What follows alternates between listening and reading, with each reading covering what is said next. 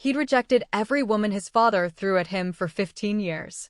Every heiress, every model, every perfectly polished Seoul socialite, none of them could crack the ice around Han Jiwon's heart. Until 2 a.m. on a random Tuesday, when his security team called about an illegal party in his abandoned building. He should have shut it down. Called the police. Had everyone arrested. Instead, he walked in and saw her. A black woman in the center of the circle, tears streaming down her face, dancing like she was fighting God himself.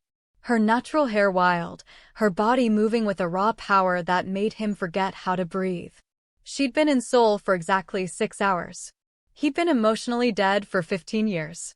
And in that moment, watching this stranger defy the world with nothing but her pain, something inside the Ice King of Korean business shattered. This is the story of how one dance in an abandoned hanok changed 2 lives forever. Hey besties, before we dive into this beautiful story, tell me where you're watching from and don't forget to subscribe and like so I can share more heart-stopping stories with you tomorrow. It is your beautiful way of supporting us. Thank you all. Love you guys. Now let's begin. The bass thundered through the abandoned hanok at 2 in the morning, shaking the ancient wooden beams. Zuri Adeyemi pressed her back against the cold stone wall of Bukshin Hanok village, her breath coming in ragged gasps. She'd been in Seoul for exactly 6 hours, and she was already lost in a part of the city that didn't exist on any tourist map. The sound had drawn her here. Afrobeats mixed with K-hip-hop, bleeding through the cracks of a building that looked like it was caught between demolition and resurrection. String lights crisscrossed the open courtyard where bodies moved like water, like fire, like everything she needed to feel alive again. She shouldn't go in. She should go back to her tiny studio apartment near the dance academy and sleep off the jet lag. She should stop running from the wreckage of her life in London. But her feet carried her forward anyway, through the gap in the construction barrier, into the thick of the crowd. No one seemed to care that she didn't belong. The space was packed with souls underground, people covered in tattoos and piercings, artists and rebels who'd carved out this secret world beneath the city's polished surface. A cipher had formed in the center, dancers taking turns in the circle, while the crowd fed off their energy. Then someone grabbed her hand. A girl with purple hair and a nose ring pulled her forward, shouting something in Korean that Zuri couldn't understand but felt in her bones. The crowd was pushing her into the circle, into the center, into the light. For 3 years, she'd danced for her ex-fiancé, molding herself into his vision, his choreography, his perfect muse. For 3 years, she'd made herself smaller so he could shine brighter. And then he'd left her for her best friend, taken everything they'd built together, and destroyed her name in every dance company in London. The music shifted. A beat dropped that felt like home, like Lagos, like her grandmother's village, like every place she'd been told to forget in order to succeed in the Western dance world. And Zuri stopped thinking. She moved. Her body remembered what her mind had tried to suppress. Afrofusion, contemporary, hip-hop, everything she'd been told was too ethnic, too raw, too black for the stages she'd wanted to dance on. She let it pour out of her like exorcism. Tears streamed down her face, but she didn't stop. Her natural hair, usually tucked away in a neat bun, had come loose from its pins and moved wild around her shoulders. She danced like she was fighting God. Like she was fighting her ex. Like she was fighting every person who'd ever made her feel like she was too much and not enough at the same time. The crowd roared, feeding her energy, and she gave them everything she had left. Han Jiwon stood at the entrance in his 3-piece Tom Ford suit, looking like he'd stepped out of a completely different universe. His security team had called him at 1:45 in the morning to report unauthorized use of his property. He owned this building, had bought it 6 months ago as part of an expansion plan for his luxury hotel empire. The renovations were supposed to start next week. Instead, he'd found an illegal underground dance party. He should shut it down immediately. Call the police. Have everyone removed. That's what the old Jiwon would have done, the man who'd built Han Industries into a $10 billion empire by the age of 35 through ruthless efficiency and emotional detachment. But then he saw her. A black woman in the center of the circle, moving like liquid fire, tears on her face and power in every line of her body. She was wearing ripped jeans and a crop top that showed the curves of her waist, her brown skin glowing with sweat under the string lights. Everything about her was alive in a way he hadn't seen in years. In a way he'd never been. Something cracked in his chest. Something he'd thought his father had beaten out of him when he was 12 years old, standing over his mother's grave, being told that emotion was weakness and love was a liability. The woman collapsed when the music ended, sobbing on her knees while the crowd erupted around her. Jiwon moved forward before he could stop himself, his expensive shoes crunching on the construction debris scattered across the floor. He knelt beside her, ignoring the shocked stares from the crowd. Up close, she was even more breathtaking. Her face was a perfect oval, her eyes closed, her full lips trembling as she tried to catch her breath. "You dance like you're fighting God," he said in English, his voice coming out rougher than he intended. Her eyes snapped open. They were dark brown, almost black, and they looked at him like he'd just spoken a language she'd forgotten existed. "I am," she whispered. For a long moment, they just stared at each other. The crowd had gone quiet, sensing something shifting in the air. Jiwon became aware of how close he was to her, close enough to smell the jasmine in her hair, close enough to see the small scar above her left eyebrow. "This building is mine," he said, then immediately regretted it when he saw her expression shudder. "But I'm not here to shut this down. I'm here because I heard the music and I wanted to see what could make people feel something this strongly." She wiped her face with the back of her hand, leaving a smear of mascara across her cheek. "You own this place?" "I own a lot of places." He stood, offering her his hand. "But I've never seen anyone own a space the way you just did." She hesitated, then took his hand. Her palm was warm and calloused from years of dance. He pulled her to her feet, steadying her when she swayed slightly. The crowd started to disperse, the spell broken, but Jiwon couldn't bring himself to let go of her hand. "I'm Jiwon," he said. "Han Jiwon." "Zuri." Her accent was British with something else underneath, something musical. "Zuri Adeyemi. You're not Korean." She laughed, a broken sound. "Very observant." "I meant," he stopped, realizing how that had sounded. "I meant you're new to Seoul. I can tell. Got here 6 hours ago." She finally pulled her hand from his. Clearly making excellent decisions already, wandering into illegal parties in buildings that are about to be demolished. Not demolished. Renovated. He found himself wanting to keep her talking, to hear that accent again, to see if he could make her smile. "What brings you to Seoul?" "Dance residency at the National Contemporary Dance Theater." 3 months. She wrapped her arms around herself, suddenly looking vulnerable. "Running away, if I'm honest." He knew about running. He'd been running from his father's expectations, from his own capacity for feeling, from the ghost of his mother for most of his life. "Running can be productive," he said. "If you're running towards something better." "Is that what you tell yourself?" The question caught him off guard. No one spoke to him like that, like they could see through the armor he'd built. "Yes," he admitted. "Though I'm not sure I believe it anymore." Zuri tilted her head, studying him with those devastating eyes. "Why are you really here, Han Jiwon? And don't tell me it's about the building." He should leave. Should let his security team handle this. Should go back to his empty penthouse and his empty life and forget he ever saw her. Instead, he heard himself say, "Because something told me I needed to be here tonight. And now I know why." Her breath hitched. "You don't even know me." "No," he agreed, taking a step closer. "But I'd like to. If you'll let me." The vulnerability in her expression nearly undid him. She looked like she wanted to say yes and run away in equal measure. Finally, she nodded. "Okay, but not tonight. I'm exhausted and emotionally destroyed, and I probably look like a disaster." "You look beautiful." The words came out before he could stop them, honest and raw. She blinked rapidly, like she might cry again. "I should go. My apartment is somewhere in Itaewon, and I have no idea how to get there from here." "I'll take you." When she started to protest, he added, "Please. It's 3 a.m. and you're alone in a city you don't know. Let me at least do this." After a moment, she nodded. Jiwon led her out to where his Genesis GV80 was parked, his driver waiting patiently. But Jiwon dismissed him, choosing to drive himself.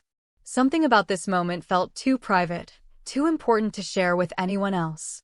They drove in silence for the first few minutes, the city lights blurring past the windows. Then Zuri said quietly, "Thank you. For not shutting down the party. For not being angry about your building. Thank you for showing me something real." He kept his eyes on the road, but he was acutely aware of her presence beside him. "I don't see much of that in my world." "What world is that?" "Luxury hotels. Business acquisitions. Board meetings where everyone smiles and lies to each other." He smiled without humor. "Very polished. Very empty. Sounds lonely." "It is." He'd never admitted that to anyone. "But it's safe." "Lonely is safe."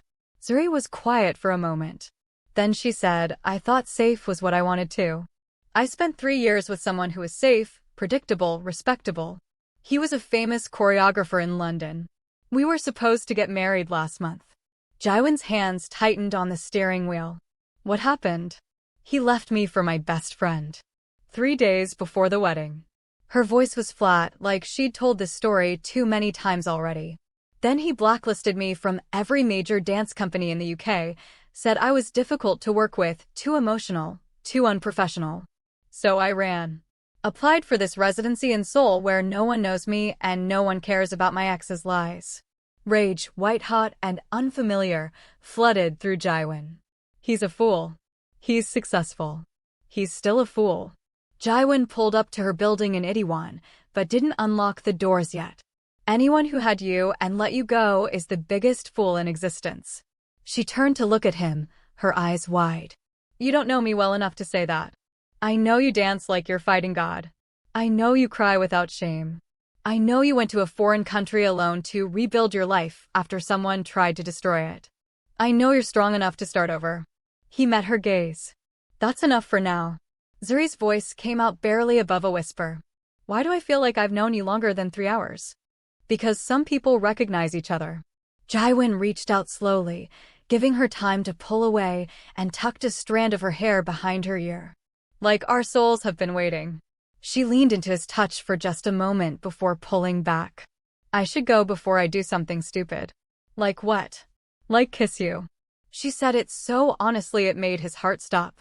"Like trust you too fast. Like forget that I came here to focus on my career, not fall for another man who'll break me." "I wouldn't break you." The words came out fierce, certain. "I don't know what this is between us, but I know that much." "You can't promise that." "Watch me." He pulled out his phone. "Give me your number.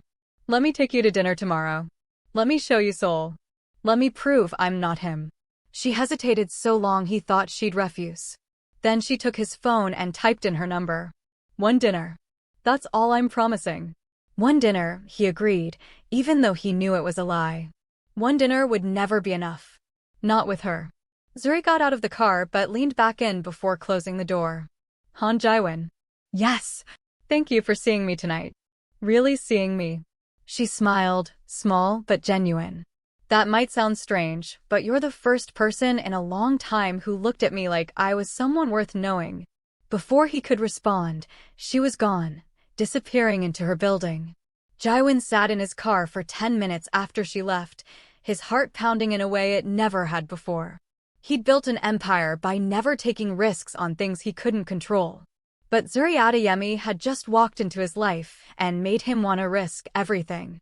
The next evening, Jiwon picked her up at 7. She'd spent the entire day second-guessing her decision, but when she opened her apartment door and saw him standing there in casual clothes, dark jeans and a black sweater that made him look less like a CEO and more like a man, her doubts evaporated. "You clean up nice," she said, grabbing her jacket. "So do you." His eyes traveled over her burgundy dress, the way it hugged her curves, and something heated flickered in his gaze before he controlled it. "Though I think I prefer you in ripped jeans, covered in sweat, looking like you just battled the universe." She laughed. "That's a very specific preference." "I'm a very specific person." He offered his arm. "Ready?" He took her to a pojangmaka, a traditional Korean street tent restaurant tucked away in an alley in Gangnam. It was loud and crowded and completely at odds with what she'd expected from a billionaire CEO. They sat on plastic stools at a small table, their knees touching in the cramped space. "This is your idea of impressing a girl," she teased as he ordered in rapid Korean. "I'm not trying to impress you with money." He met her eyes. "I'm trying to show you who I actually am beneath the suits and the company. This is where I come when I need to feel human." The food arrived, plate after plate of tteokbokki, hotteok, Korean fried chicken, and soju. Zuri picked up her chopsticks, grateful her mother had insisted she learn to use them properly years ago.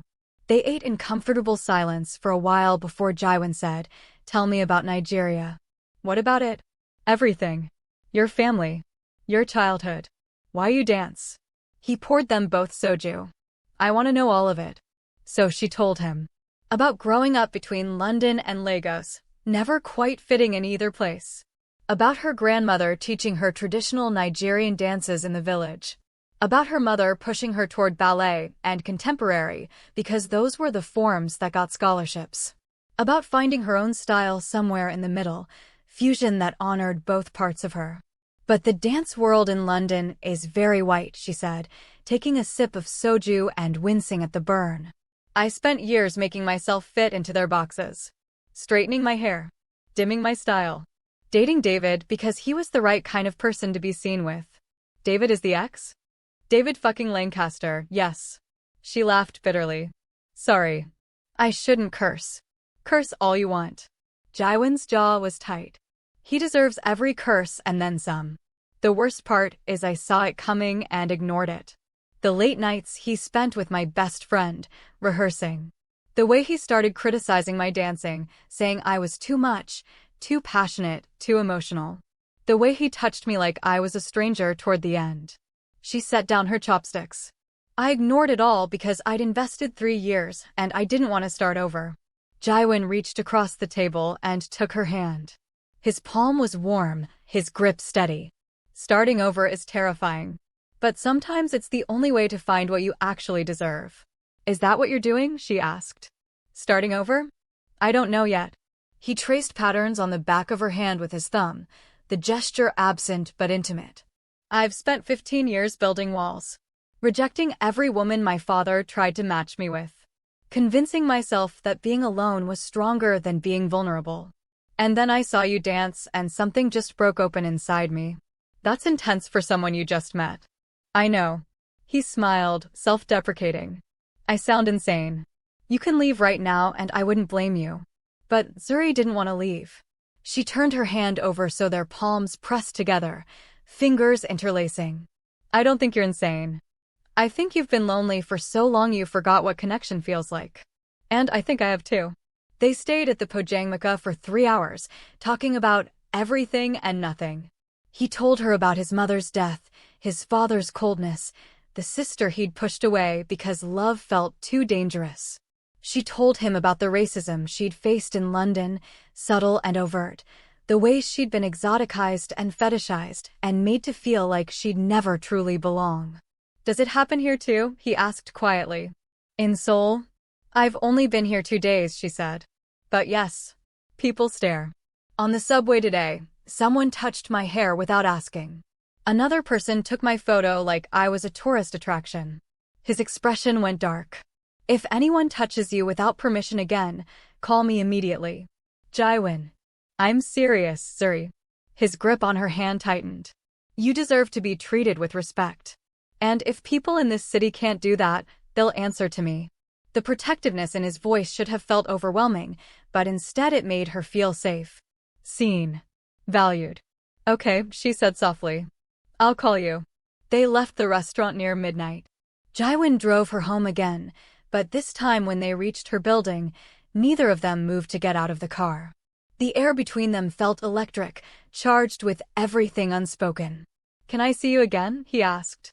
"You mean a second date?" "I mean every day if you'll let me." He turned in his seat to face her fully. "I know it's too fast. I know I should play it cool and wait 3 days and pretend I'm not completely captivated. But I've spent my whole life pretending, Zuri. With you, I don't want to pretend anymore." Her heart hammered against her ribs. "What do you want?" "You. This. Whatever this is between us. He cupped her face with one hand, his thumb brushing across her cheekbone. I want to show you my soul. Take you to my favorite places. Learn everything about you. Watch you dance again. Make you smile. Make you laugh. Make you feel like you're the most important person in the world because you are. To me, you are. Zuri couldn't breathe. No one had ever looked at her the way Jiwon was looking at her right now, like she was precious and powerful and exactly enough. I'm scared, she whispered. So am I. He leaned his forehead against hers. But I think you're worth being scared for. She closed the distance between them, pressing her lips to his in a kiss that felt like coming home and catching fire simultaneously. Jiwon made a sound low in his throat and deepened the kiss, his hand sliding into her hair, his other arm wrapping around her waist to pull her closer. When they finally broke apart, both breathing hard, Zuri laughed shakily. So much for taking things slow. Slow is overrated. He kissed her forehead, her cheeks, the corner of her mouth. Be with me, Zuri. Let me show you what you deserve. Okay, she breathed. Okay, yes. The next few weeks were a blur of stolen moments and deepening connection. Jiwon took her to hidden corners of Seoul, places tourists never found. They ate street food in Myeongdong, watched the sunrise from Namsan Tower, got lost in the book tunnels of Starfield Library. He showed up at her dance rehearsals with jasmine tea and quiet support, sitting in the back of the studio and watching her create. She met his sister, Han Jiwon, who pulled Zuri aside after their first meeting and said, I've never seen my brother smile like this. Thank you for bringing him back to life. But not everything was perfect. 3 weeks into their relationship, Zuri was getting coffee near the dance academy when she overheard 2 Korean women talking about her in English, clearly assuming she couldn't understand. Did you see that black girl with Han Jiwon? Someone said she's a dancer. Probably just using him for his money. You know how they are. I heard his father is furious. The Han family would never accept someone like her. Zuri left without ordering, her hands shaking. She made it back to her apartment before the tears came. By the time Jiwon called that evening, she'd convinced herself this was doomed. What's wrong? He asked immediately. I can hear it in your voice. People are talking about us. About me. She paced her small apartment. They think I'm using you. They think your family will never accept me. They think. I don't care what they think. His voice was fierce. The only opinions that matter are yours and mine. That's easy for you to say. You're not the one being called a gold digger for dating someone of a different race. Silence. Then, where are you right now? Home. Why? Stay there. I'm coming over. He arrived 20 minutes later, still in his work suit, looking like he'd run out of a meeting. Zuri opened the door and he immediately pulled her into his arms. Tell me everything, he said into her hair. Every word they said. So she did. And when she finished, Jiwon pulled back just enough to look at her. I'm going to make a statement. What? A public statement about our relationship. On Han Industries' official channels. I'm going to make it clear that you're the woman I've chosen, and anyone who disrespects you disrespects me. Jiwon, that's corporate suicide. Your father can disown me if he wants. His jaw was set. I told you I wouldn't break you, Zuri. That means protecting you from this ugliness, even if it costs me everything. She touched his face, overwhelmed. You'd really do that? Risk your company for me? In a heartbeat. He turned his head to kiss her palm. You're more important than any empire. But before Jiwon could make his statement, everything exploded. The next morning, Zuri arrived at the National Contemporary Dance Theater to find David Lancaster waiting outside her studio. Her ex-fiancé looked exactly the same. Handsome in a polished way, with his designer clothes and confident smirk. Zuri, he said. We need to talk. No, we don't. She tried to walk past him, but he caught her arm. I'm in Seoul for a showcase next month. Competing against your residency performance. His grip tightened. Thought you should know so you can bow out gracefully. Save yourself the embarrassment of losing to me again. She yanked her arm free. I'm not afraid of you anymore, David. You should be. I've heard about your little Korean boyfriend. Han Jiwon, right? David's smile turned cruel. Does he know you're just using him to get ahead? That you've always been willing to fuck your way to the top. The slap came before Zuri could think. Her palm connected with David's cheek with a crack that echoed through the hallway. "Don't you ever," she said, her voice shaking with rage, "speak about me or Jiwon like that again." David's expression turned ugly. "You're going to regret that." He pulled out his phone, and she realized with horror that he'd been recording. "This is going to look great on social media. Violent, unstable, exactly what I told everyone you were." Panic clawed at her throat, but before she could respond, a calm voice said, "I suggest you delete that video." They both turned. Jiwon stood at the end of the hallway, flanked by two men in dark suits. His expression was colder than Zuri had ever seen it, all traces of warmth gone. This was the CEO, the man who'd built an empire through ruthless efficiency. "Han Jiwon," David said, his confidence faltering. "This is between me and Zuri. Nothing involving Zuri is separate from me." Jiwon walked toward them, each step measured and threatening. "You're David Lancaster. I know everything about you. Your affair with Zuri's best friend. The way you blacklisted her in London. The gambling debts you're hiding. The plagiarism accusations from 3 years ago that you paid to make disappear." David went pale. "You can't prove any of that." "I can prove all of it." Jiwon stopped in front of him. "Delete the video or I release everything to every dance publication in the world. Your choice." For a long moment, David just stared. Then he deleted the video, his hands shaking. "This isn't over." "Yes," Jiwon said softly, dangerously. "It is.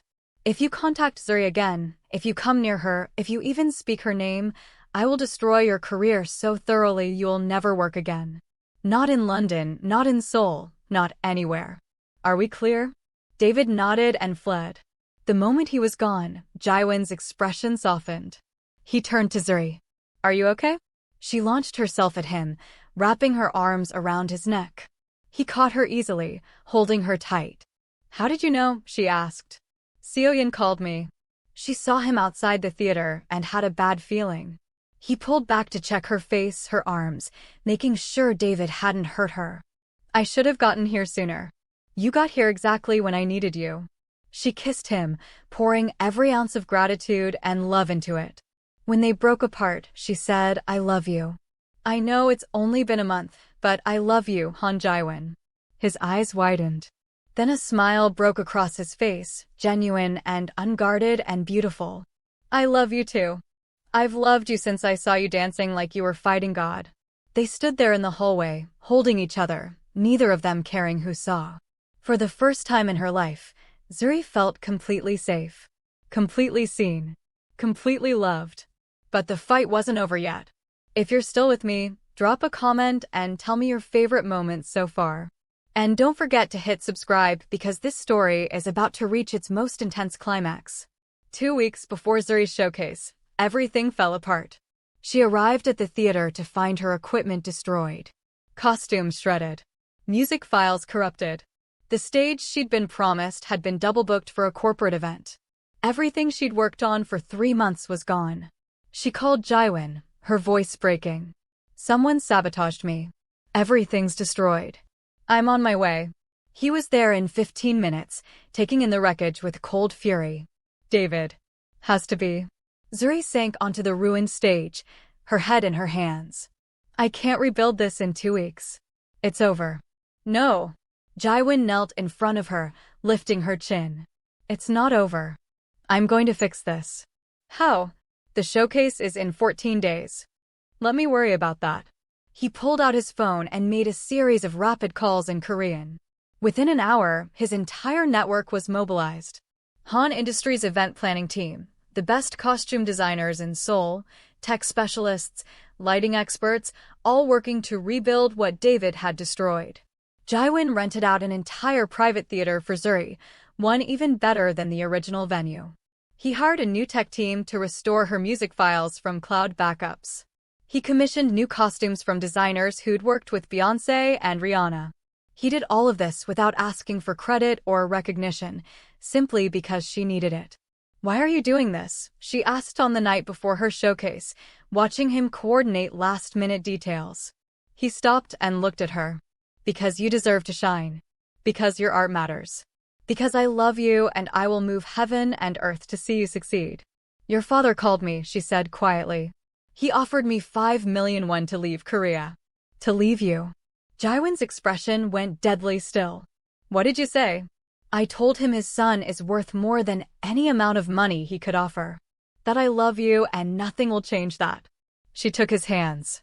But Jiwon, I don't want to be the reason you lose your family. You're not the reason. His prejudice is. He kissed her forehead. Tomorrow, you're going to dance the performance of your life. And I'm going to be in the front row, showing everyone that you're mine and I'm yours. Let them talk. Let them judge. I don't care anymore. The next night, Zuri stood backstage, her heart pounding. The theater was packed.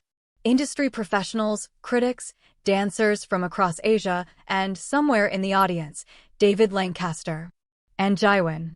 Front row center, exactly where he'd promised. The music started.